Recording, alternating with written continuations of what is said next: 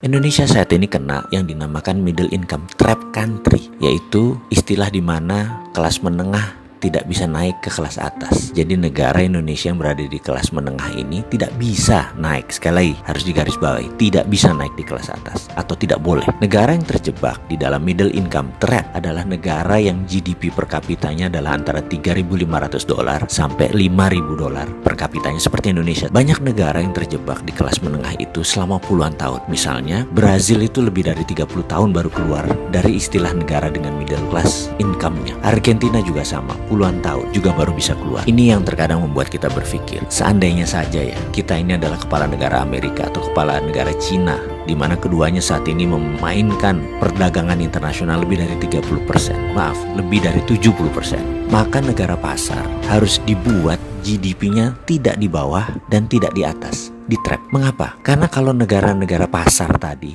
income-nya naik, maka negara tersebut harus menjadi negara produsen. Dan ini malah menjadi kompetitor negara besar. Nggak boleh. Jadi nggak boleh negara tersebut jadi produsen. Kalau negara tersebut miskin, misalnya GDP-nya di bawah 1.000 per kapita, mereka nggak mampu beli barang Cina dan beli barang Amerika. Dan kedua negara itu nggak mau membuat negara tersebut miskin. Makanya negara-negara market harus dijebak di tengah. Cara trapnya bagaimana? Dan mengapa harus di trap atau dijebak? Biasanya negara yang berpenduduk besar yang dijebak di tengah oleh negara kapitalis. Caranya dengan jangan jadikan mereka negara produsen dan manufaktur. Kedua, jangan jadikan mereka swasembada pangan. Terakhir, jangan mereka bisa mengendalikan energi. Ada sebuah perkataan dari Menteri Luar Negeri Amerika dulu namanya Henry Kissinger. You control the food, you control the people.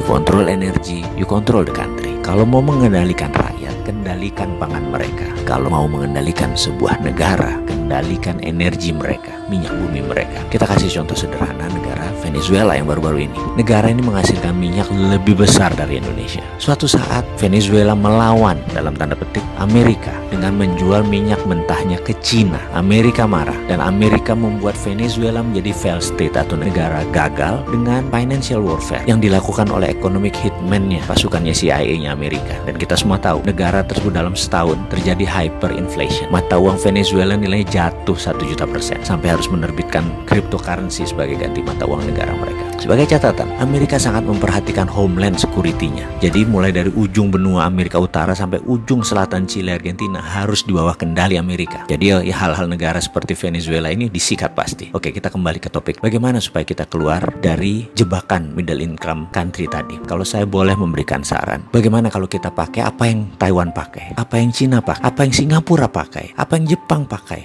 waktu di trap dulu, yaitu dengan TINA. Pasti paham kan, wahai pengelola negara, paham TINA.